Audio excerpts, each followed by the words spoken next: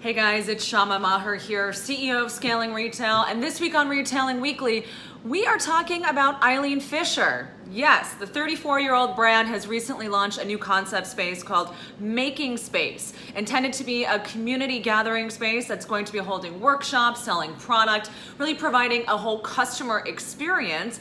The new concept Making Space is debuting in Brooklyn with brick-and-mortar locations really designed to pop up all over the country, including collaborations with companies like Bloomingdale's in order to do wholesale kind of shop-in-shop models inside of larger retail.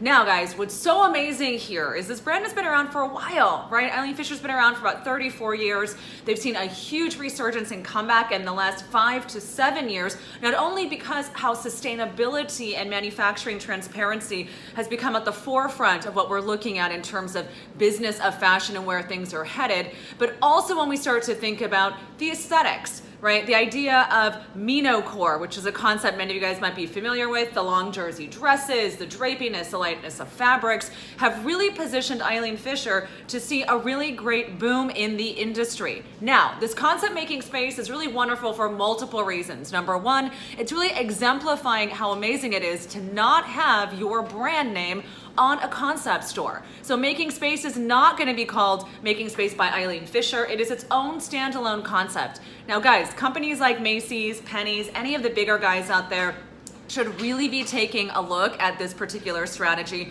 mostly because they are stepping away from their branded name, right? They're actually going out there to fully test market a new concept and a new idea.